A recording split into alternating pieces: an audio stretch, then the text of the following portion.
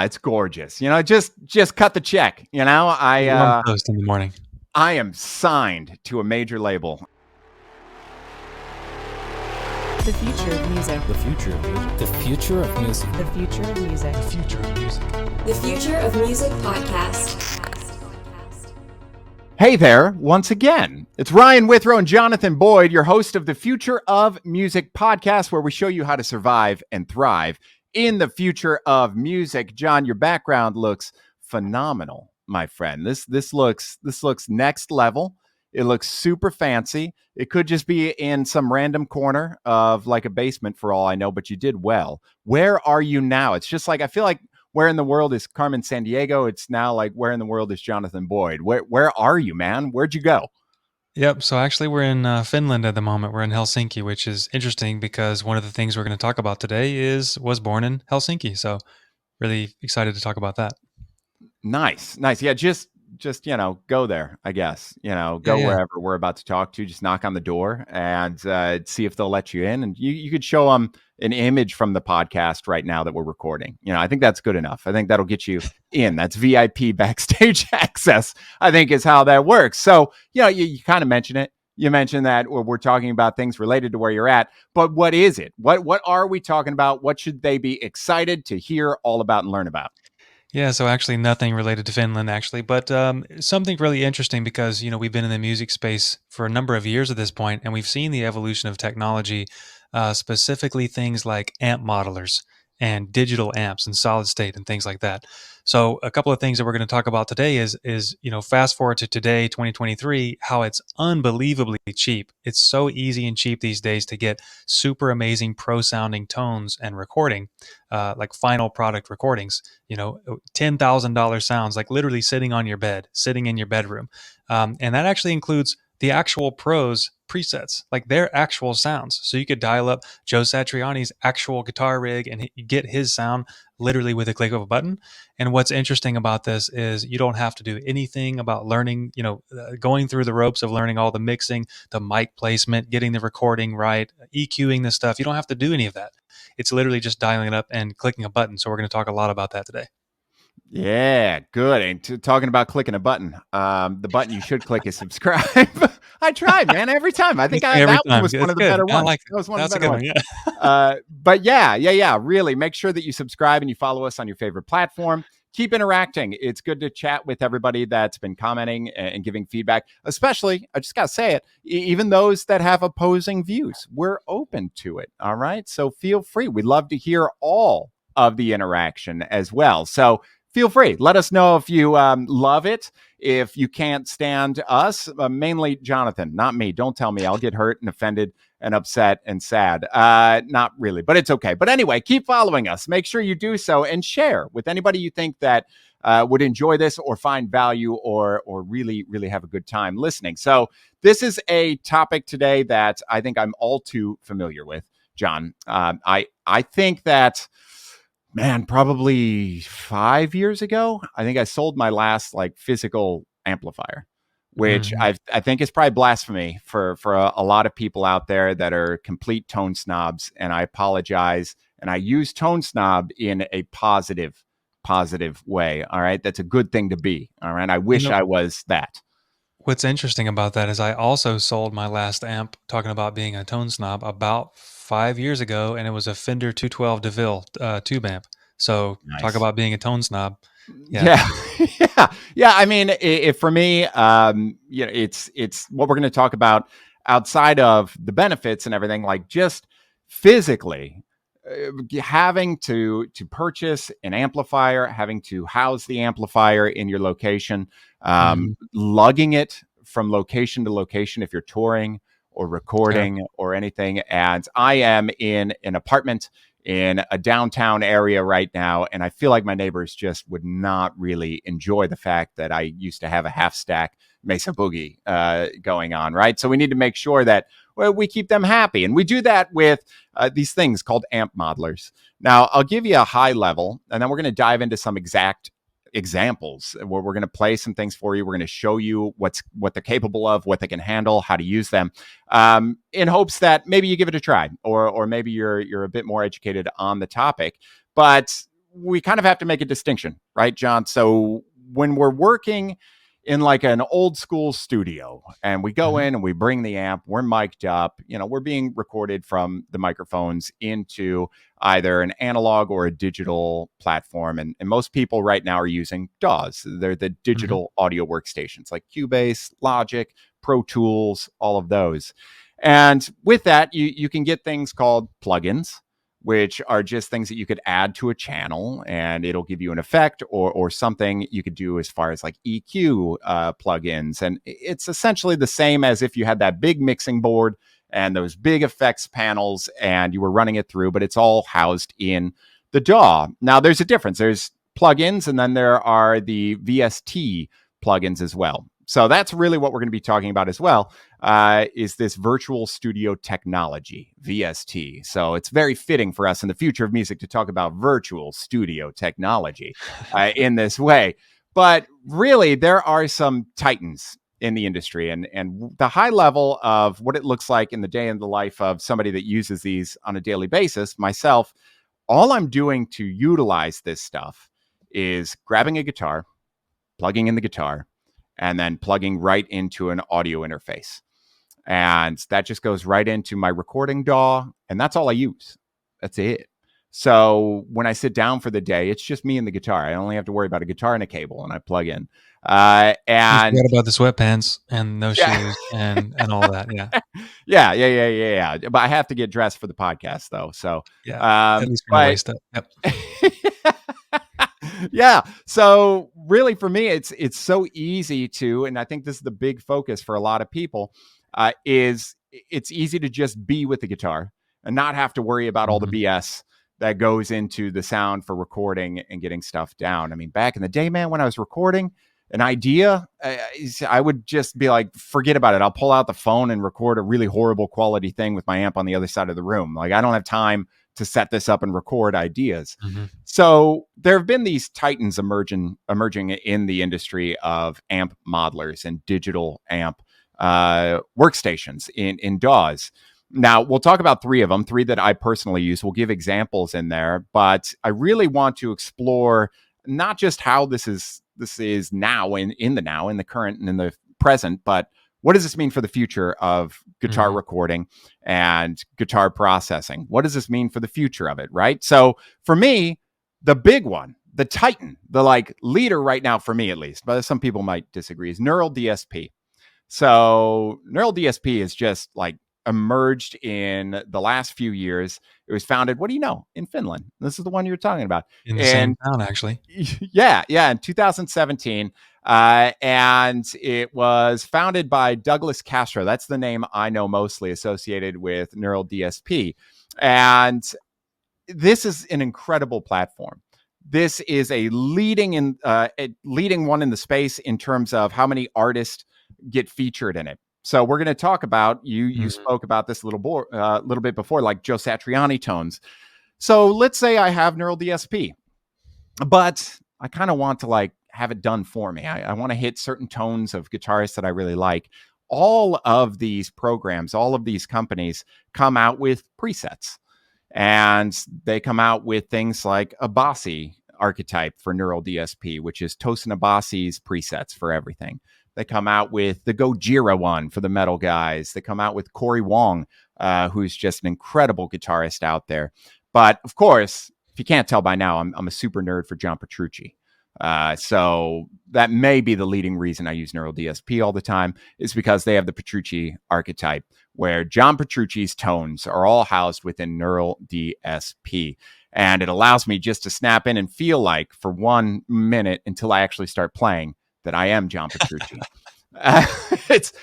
It's okay, but it's a really amazing platform. And, we'll make sure that we put an image over the screen on what it looks like. But, for those of you just listening, it's just like you're sitting down and looking at an actual half stack rig. You have your amp head, you have the cabinet, You even, as far as microphones, can choose a massive range of microphones to actually mic the cabinet. And you don't even have to place them where it automatically does. You can click a microphone and drag it to a certain area on the speaker, as we all know, trying to find those sweet spots and those hot spots in the actual cone of the speaker.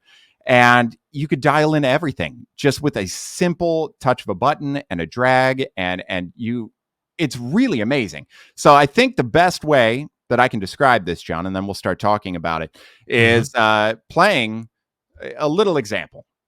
Because, hearing is believing in this way. So when I say that I plug in directly to an audio interface and I just record my guitar, you're probably like, man, that's got to sound terrible. It does. It sounds awful. This is actually what it sounds like with no amp modelers directly in. And I feel like this was done on a Paul Reed Smith Custom 24. And I feel like they're going to be a little upset with me because this represents Paul Reed Smith in a horrible way, but we're just going to go for it. This is what it sounds like direct in. Take a listen.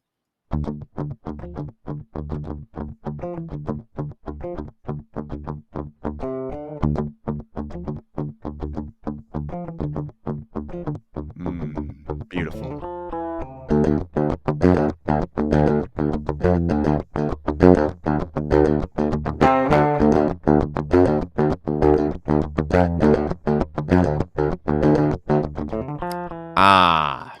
It's gorgeous. Just cut the check. I post in the morning. I am signed to a major label after that one. I am ready to go. But this is just an example of how terrible it can sound. And literally with the click of a preset, we take that sound and instantly get this sound.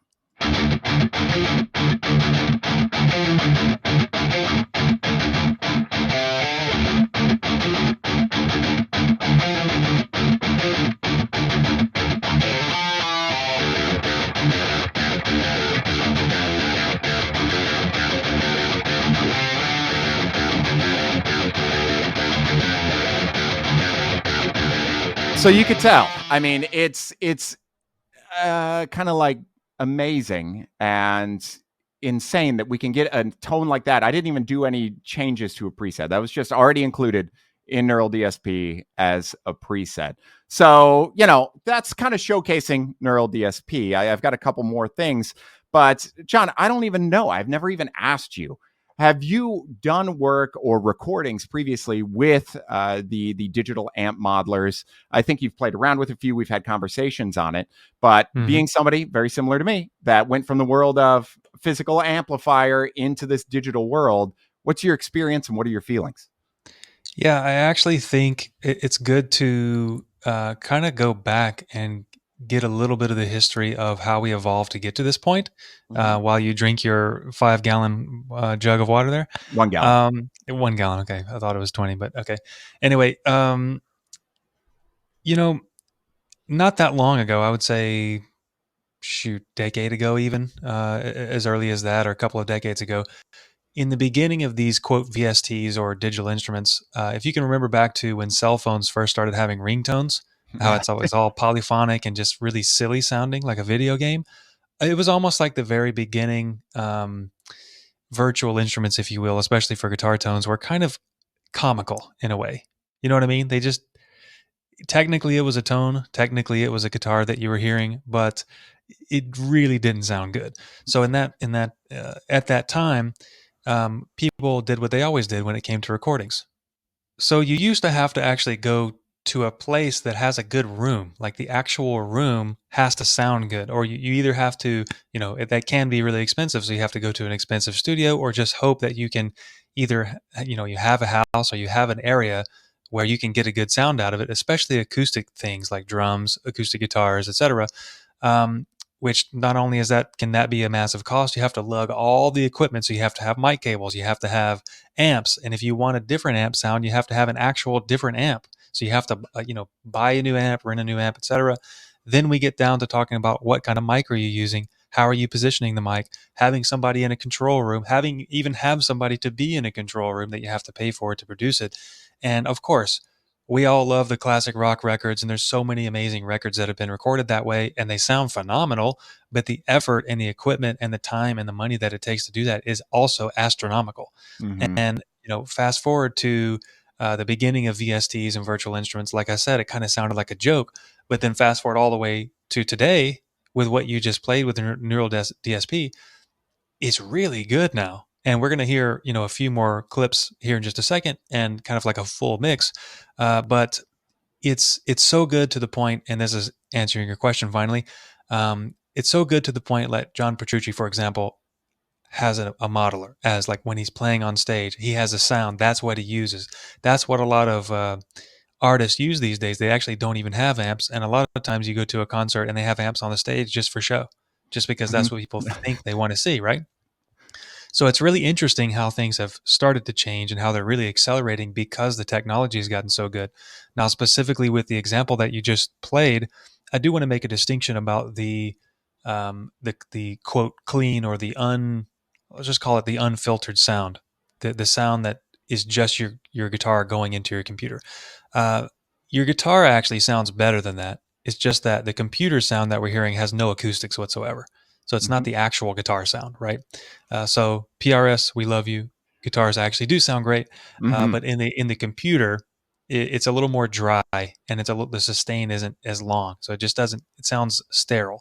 But when you basically literally click the button to put the amp sound on there without changing anything, it now sounds like a really awesome high gain, depending on who you are. Some people like low gain, etc. But if you like the high gain sound, it literally sounds like you're plugging into a Mesa Boogie half stack, and it just sounds good.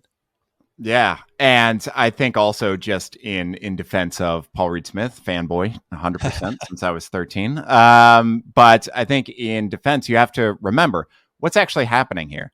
When we think about, okay, well, I plugged the instrument in, but I plugged it into a computer. So at some point, at some level, it becomes computerized. It becomes digital, right? It's not like the computer is taking this actual audio and being like, I know how to handle literal audio and manipulate it. No, it needs to write basically code. It turns it into some kind of binary code and says, I think this is the closest we could get to the way it's supposed to sound and the signal I'm getting. So that's one thing that, a lot of people that really say they're more for the physical amps and are really into tone. That's one of the reasons. And I get that. I understand that. And it's funny. John Petrucci does have this, but he still uses physical amps on stage. But he also has all of these as presets just in case. And he also has it for recording riffs and ideas and everything. But you could be on both sides is what I'm saying. And for me, it was just the right fit. It might not be the right fit for everybody, but it should fit somewhere in there. If you're somebody wanting to do this professionally, even if it's just ideas or having something on the go. Every time I travel, being able to just take a laptop, a small interface, and a guitar, like that's wonderful. I can actually do a full practice with full everything anywhere I go. So I think that it's really, really a wonderful benefit for you. Now, what are the outside things? We talked about the plug and play, but a little bit more cool things nowadays. Back in the day, it was just like a click. This is all I got. Let me just go for it. Let me just record. But now they've started adding a lot more to these programs, and specifically Neural DSP. I mean, all of them have audio effects channels. So you could delay, you could chorus, you could put reverb, you could do shimmer on a lot of this stuff too for your clean tones. You can sound like you have, well, however you prefer to pronounce it, piezo, piezo, however you feel you should pronounce that. But you can actually make your guitar sound like it has acoustic saddles when it doesn't. So you can do all of these things that are just incredible that we never were able to do. One of them, if I put this image on again of Neural DSP, you'll see to the top left of the interface here, there's a little thing that says transpose. This has been so crucial for me in my writing, especially because I'm more of a metal rock guy, and I'm always playing heavy stuff with 7 strings and drop tuning. But I don't like to set up a guitar every single day of my life when I want to change tuning. And disclaimer: if you do massive changes to your tuning, like massive and string gauge changes, massive changes, you probably want to make sure that your guitar is set up with like a luthier or somebody. If you don't know how to do it or know what you're doing, learn, of course. I think it's really good. But the time that used to take, if I was like, man, I want to go from like standard tuning and I want to go down like a step or maybe a 1.5 steps, let's do it. I can do it with a click now. It's not a 4-hour darn process of redoing my entire guitar to get that tuning without my neck having issues or the bridge having issues. So we're able to literally take this. Here's the original with the distortion.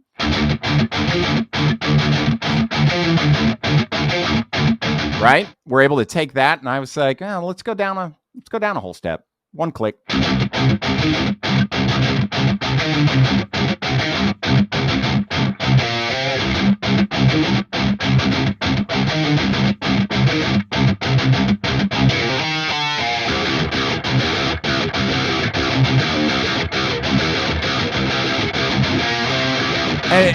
It's amazing to me because when you think about what's going on in technology terms, it's taking the signal and it's modifying the signal as well to drop it down according to pitch.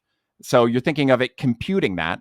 But on top of that, it's the sound, right? It's not actually getting the direct sound and frequency and pitch that you want it to replicate, but it's still able to take that, drop down the pitch, and make it still sound completely authentic and not digital in the process. So we're starting to get to the world of these plugins doing some amazing After Effects and having these new abilities, which is just fantastic. So absolutely loving Neural DSP. But yeah, so, what do you think in terms of use case? We're going to do a quick review of each of these, John. Mm-hmm. Neural DSP, initial thoughts, feedback, loves, wishes, things. Yeah. So we got a couple more for you as well with some samples, but one additional benefit of what you were just talking about regarding being able to down tune or up tune or have a different tuning at the click of a button is that we all know that if you play different guitars feel different, and therefore they make you play different. So Ryan, as you pointed out, if you change your strings and you change the gauge, obviously that completely messes up with the setup of the guitar. Mm-hmm. It messes with the neck, it messes with how it feels. You have to change the action. It actually feels different. So what this a side benefit that most people don't think about is this actually allows you to play your favorite guitar unchanged, and you can still get all these different sounds and all these different tones without having to actually physically change guitars or change the setup of your guitar.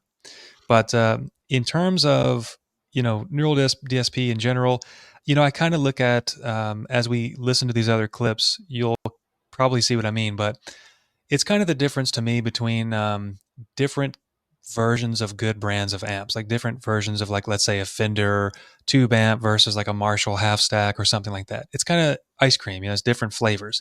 They're all good, but they're all a little bit different flavor.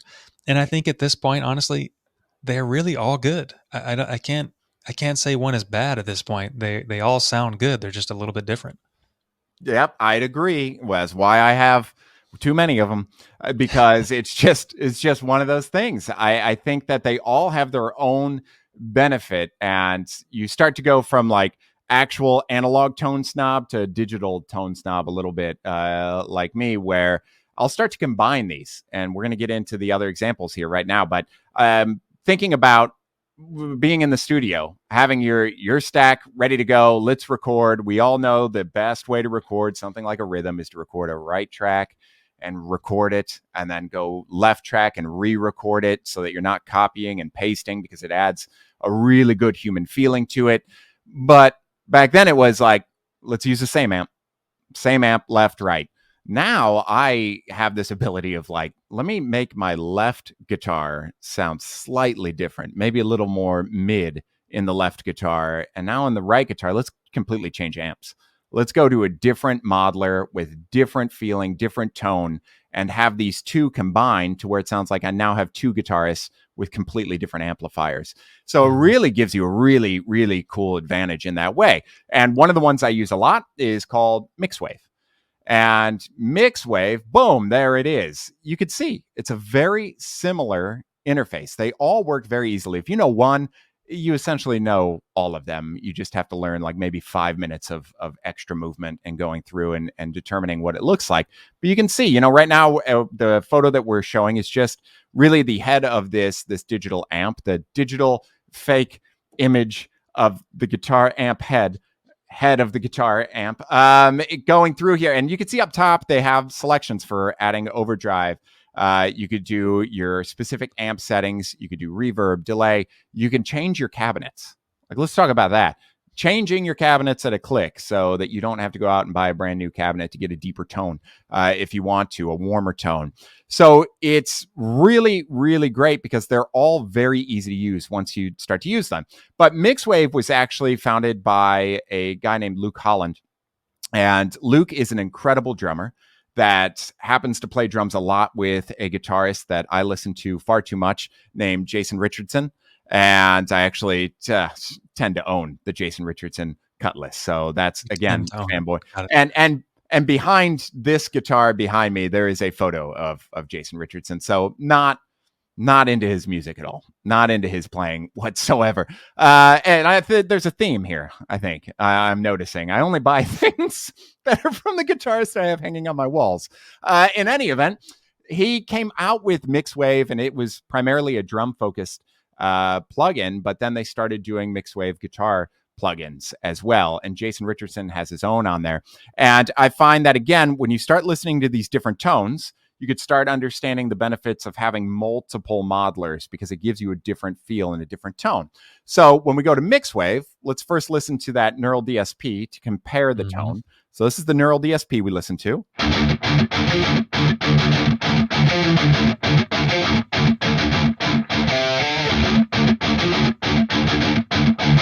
Kind of more of like a higher end, a little more crisp, I would say, as well, in terms of tone. And yeah, that gate is just like perfect for me as well. But let's listen to MixWave now. Same audio file, by the way. I didn't re-record the audio file. It's the same exact clean audio that you heard processed through MixWave.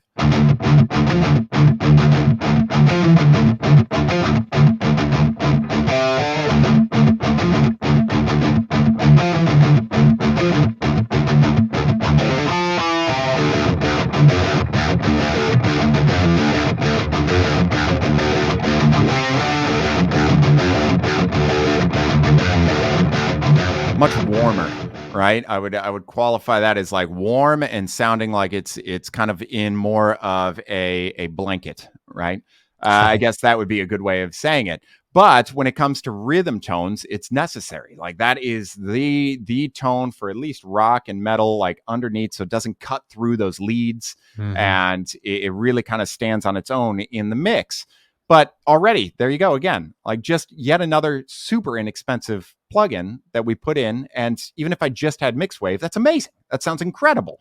And it's all from that same channel. But you being the also somewhat guitar tone snob, even though we got rid of the amps we are, all right, let's talk about your initial feelings in comparison.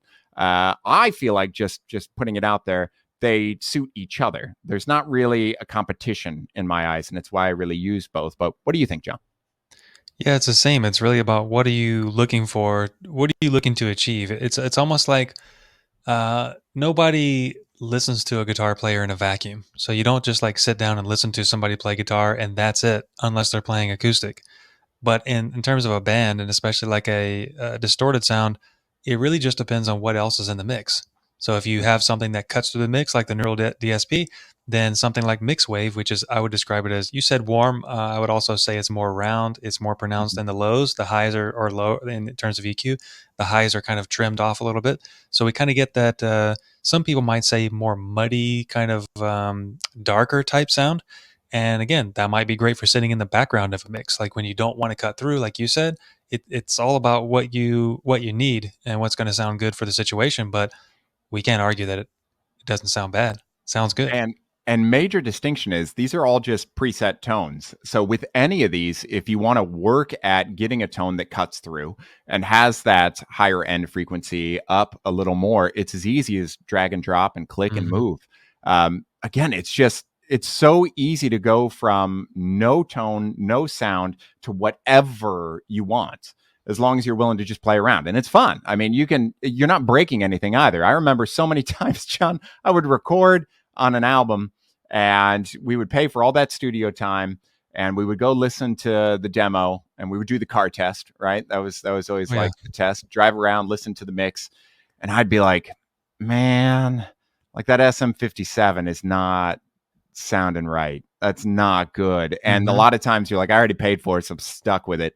But at this point, if you do that card test, you just go back to the computer and you're just like, all right, let's raise that a little bit. All right, let's test it again. Export. Let's go. Yeah. So to point that out is what we haven't even mentioned is that you can just record something one time and then change it after the fact. You can change the amp, the mic, whatever it is. You can literally just change it afterwards. It's so easy. It is, and it's why it's very addicting. And, you know, if you want to get into it, just do one, man, because I can't tell you how many times I record. And then I'm like, what would this entire song sound like with MixWave? What would this entire song sound like with Neural DSP? And I'm just changing all the settings. But the big one that I think I use for my rhythms, and there's a key reason for it, is something called STL Tones. And specifically, the plugin I use is Tone Hub. So STL Tone Hub, but it's owned by STL Tones. And it's actually owned by a producer, engineer, and mixer. So a little different. We've talked about a lot of guitarists having influence on these, but now we're seeing a perspective from an actual producer and engineer named Sony Truelove. Great last name, right? That's a great name. But STL Tones, man, founded in 2016. And it has a multitude of things, obviously the same. It has a lot of mixing tools, a lot of bass driven tools, but they have a lot of presets. But specifically, the majority of their presets are from other producers and engineers and board mixers. So when it comes to the brain and the thinking that goes into STL Tones and why I love it, is because I can be like, I love every single album this guy has produced. I want to get the tones that I heard on this album. And one of the guys that I listen to and use his presets for is a guy named Will Putney. And Will Putney is a massive influence on the metal players out there and the rock players for like really heavy, low tune, multiple string guitars that are just like 8-string, 7-string down tune just to get a really good sound. And I use it mainly for anytime I pull out one of the 7 strings that are down tuned and I want a really punchy rhythm part, just because, again, I would never think in the brain of a mixer. So before we even think about that, it opens up this new thought. We have all these guitarists that are like, play like me. But like, if you don't want to be a person that has to get into mixing, engineering, and producing, and you're not coming from that tone, you're coming from a guitarist idea of what tone is, vastly different, very different. If it was up to us, we would just like put us to 10 and everybody else to like 5. And just 11. Like, 18 channels of guitar, the same guitar parts the whole time. I think that's called Man of War. But anyway, it's a really good take on the other side. So STL Tones. So let's listen to the clean, first of all. I'll go back to the clean so that you hear basic.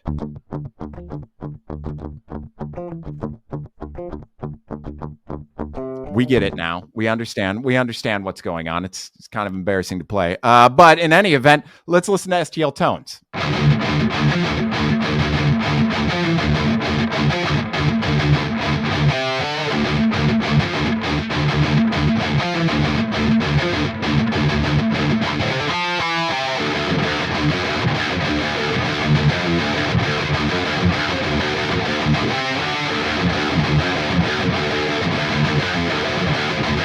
So good. Again, it's all presets. I would, if I was really getting into there, raise that gate a bit so that you don't hear that resonance in the pickups and the body of the guitar a bit. But I would qualify that as like the in-between of the two, right? We hear some of those highs, we hear some of those lows, but it feels very focused on the mids out of the box for me, which if you're into metal and rock, like it's all about the mids for that stuff.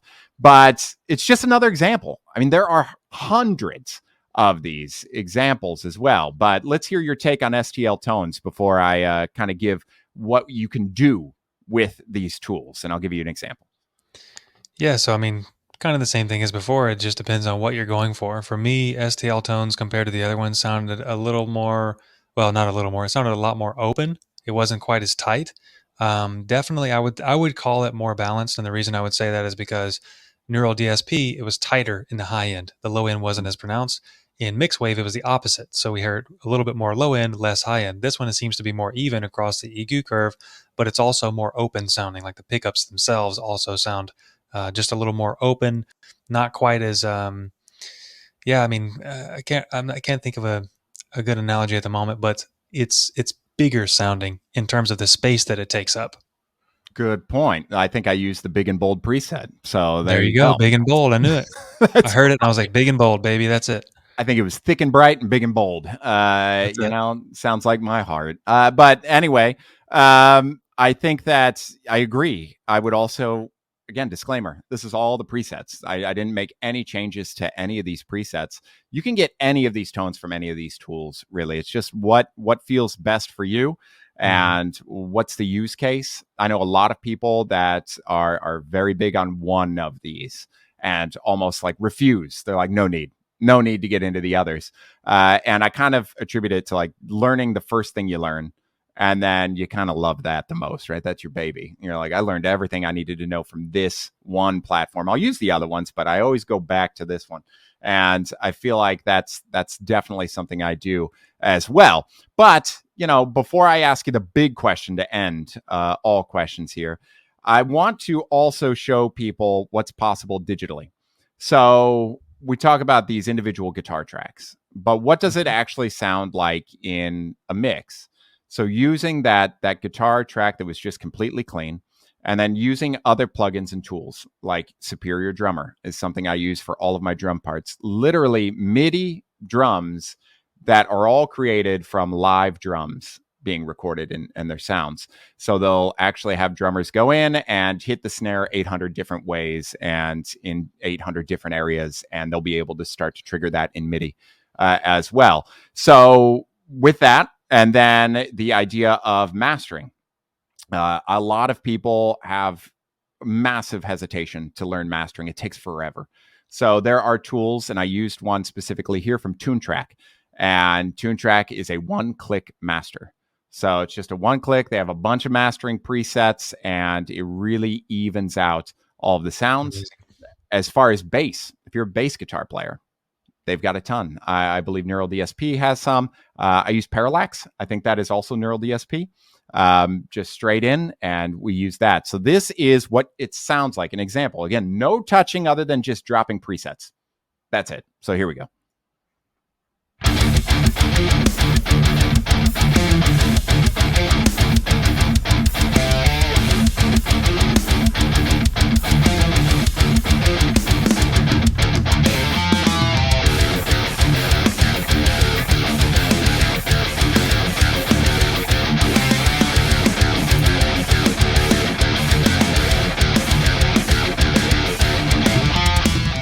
And there it is. There you go. That's what's possible with all of these tools. 100% digital, no real drumming. It's just me playing guitar for everything and then pulling out the bass guitar and then playing the same thing, and it's done.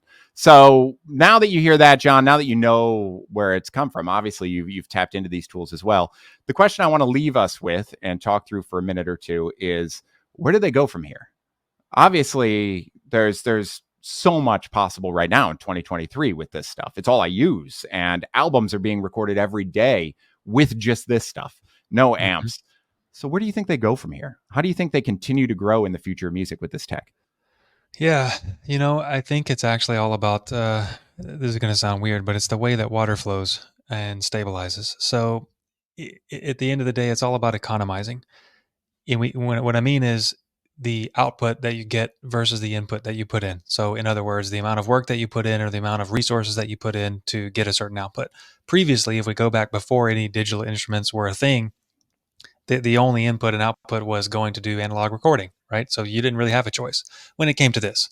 But then when virtual instruments started to come on the scene, they just weren't great. So it might have been easier. The idea was that it's a lot easier, but it just didn't sound great. So the output wasn't there. So you would rather still prefer the input of going to the studio, having all the equipment, having a producer, etc., because the output is so much better. The end result is so much better. But fast forward to today, that flow, I talked about water, right? So the flow has started to go from one pond, now it's flowing into the other pond. I don't think it's going to be ever a case where the analog pond is completely dried up. It's the same thing as records. People listen to CDs, tapes, records, etc. I listen to records. I mean, I can't see a future in the next 5, 10, 15, 20 years where records are going to go away. Same thing with analog equipment. I think there will still be people doing it, but because of the ease of the input and the result of the output, how good it's gotten, we're just seeing people flow from the old pond, which is the analog world, flowing into the new stuff, right? Because it's just easier and better. Better in a lot of ways. I'm not saying it's better than analog. It just depends on the situation, who you are, what you want, what your goal is. Are you trying to make an album? Are you just playing by yourself? It really just depends, right? But again, I think, over the next 5, 10 years, what I'm seeing is that we're still seeing the flow in the direction of digital stuff. And I think that's going to continue to happen. But what's going to end up, in my mind, is the pond, so to speak, of the digital world is just going to be a lot more full than it is now. And you're still going to have the people who like their analog stuff. That's what I'm seeing. What do you think? Good call. Good call. And I would say, too, for those that are kind of in between, there are solutions, right? I have a DI box on my desk right now, a Radial Pro Engineering, I think is what it is, DI box, so that I can plug directly in there. And it has 2 outputs. It can make the channel into an XLR into my audio interface, which is how I record. But also it has an output with a 1/4 to go right into an amp. So a lot of people out there are using things like direct in boxes. They're recording everything analog, but they're also saving just in case clean recordings on a digital workstation as well. So which is that, a good idea.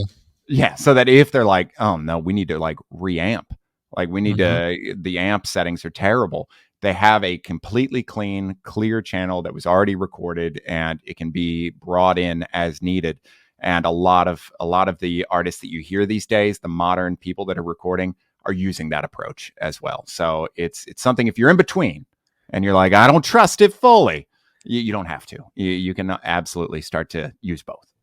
Actually, a tip on that is, I would say we all know, but I think a lot of us know that, especially if you're a singer, obviously if you're a guitar player as well, when you're trying to record, it's nerve-wracking. So if you have settings, if you have sounds in your monitors, your monitors or your headphones or whatever it is that you're listening to that don't inspire you to play better, you can end up with a poor result. So a little trick that you can do without having to, in the digital world, without having to have analog amp settings, and that's what's being recorded, is that you can actually dial in a tone digitally that just sounds maybe wacky, like way too much reverb, way too much delay, whatever it is that's going to make you physically play better. So you get a better track, and then you take all that stuff away and actually mix it with a sound that you want.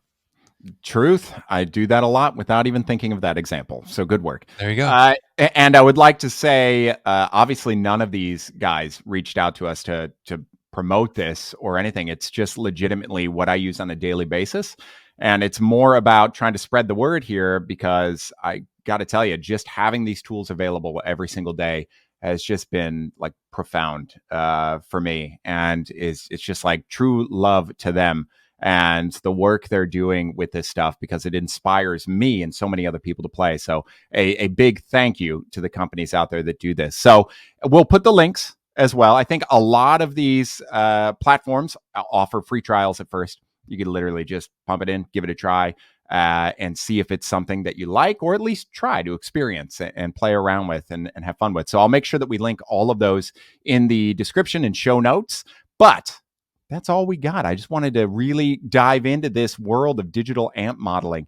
And I'm excited. I don't know where it's going, John, but I'm excited that every single time a new one comes out, every week, every month, there's something new. There's something that, it sells me every time, that I'm like, man, that sounds cool. Like a pitch shifter pedal is on here now. What am I going to do here? But it's just really cool to follow and be a part of the journey and be in this day of recording in the guitar. I'm really excited about it. But make sure you subscribe, make sure you follow, make sure you engage with us in comments. We'd love to hear from you. And we will see you next time on the Future of Music podcast.